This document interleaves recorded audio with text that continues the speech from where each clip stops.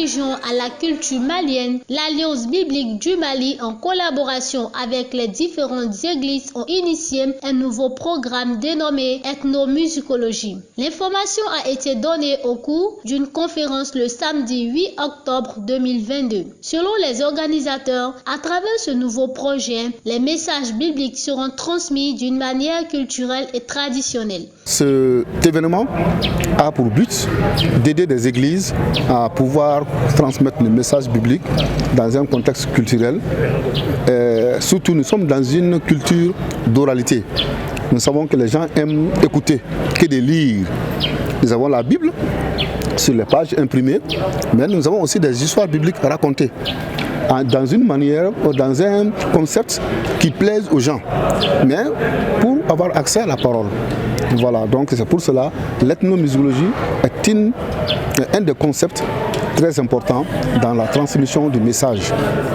Surtout, c'est basé sur la culture, sur les instruments traditionnels, entre guillemets, mais ce sont des instruments qui sont cités dans la Bible.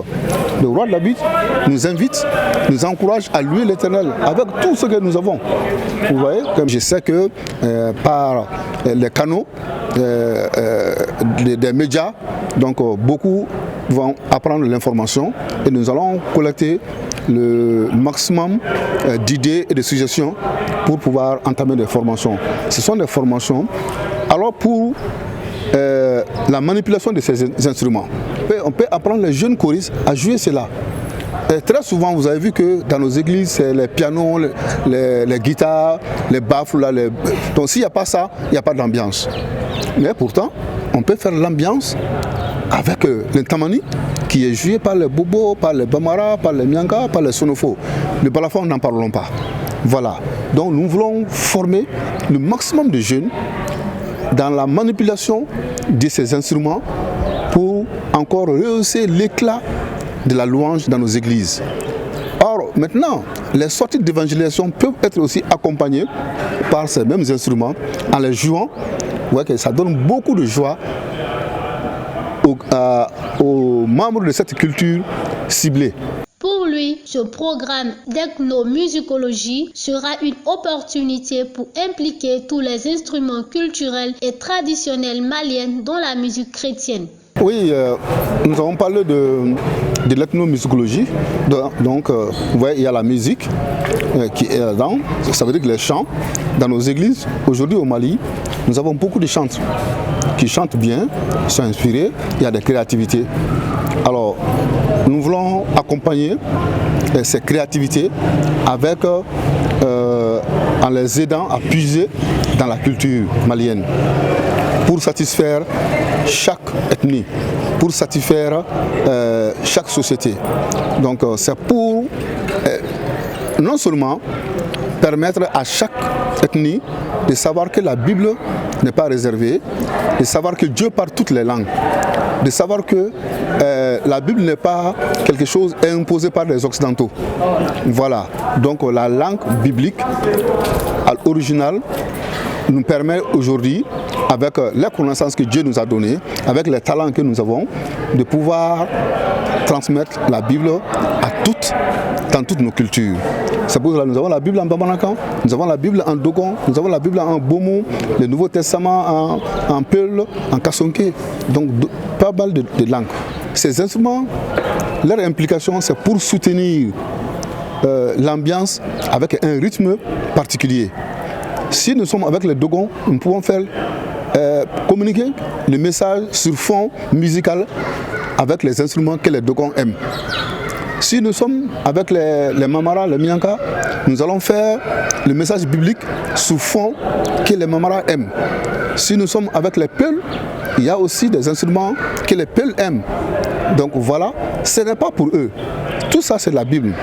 Donc nous sommes venus trouver ça dans la Bible.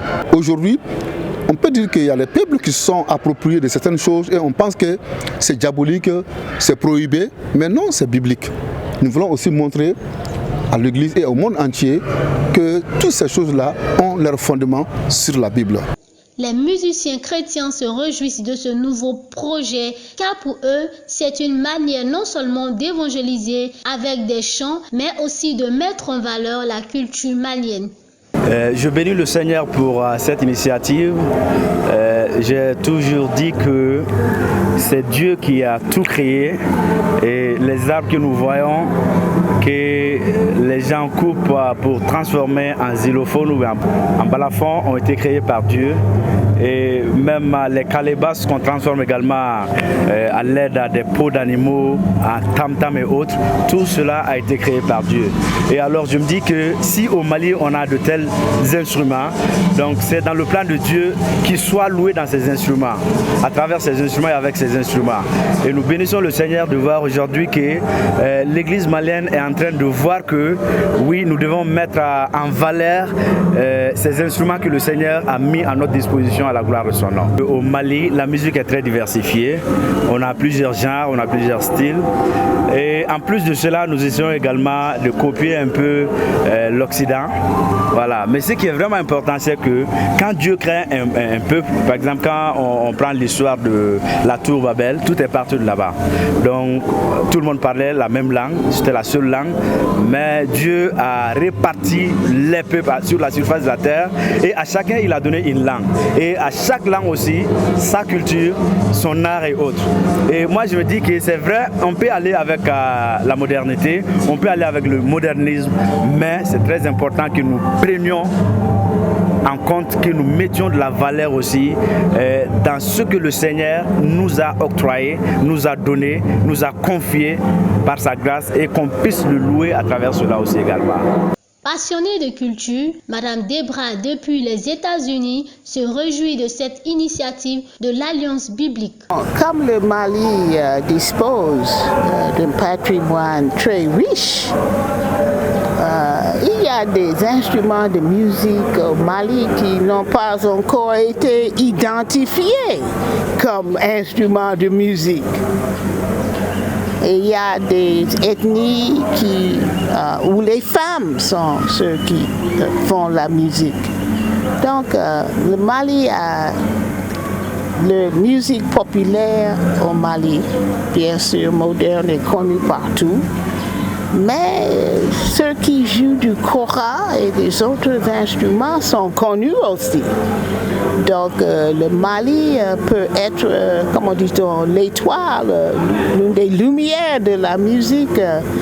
Déjà, le Mali est une étoile et lumière de la musique dans le monde. Mais pour ce qui est la musique chrétienne, il reste à faire, il y a encore du travail à faire. Mais même là, en 2006, on a constaté qu'il y avait des Maliens qui faisaient des œuvres très importantes dans la musique chrétienne. Donc, certains sont déjà partis dans la présence du Seigneur, comme les Birama Koni, le pasteur André Koulibaly, et puis le jeune homme de la radio Espoir. Oui, je les remercie, mais je suis très contente de voir les jeunes qui sont en train de prendre la relève. Et je voudrais annoncer prophétiquement que vous n'avez pas encore vu tout ce que le Seigneur va faire avec la musique chrétienne dans ce pays.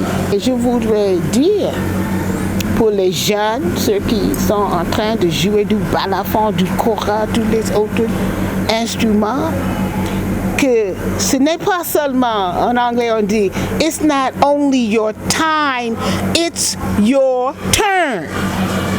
C'est pas seulement votre temps, parce que déjà ça a été votre temps, mais c'est votre tour maintenant.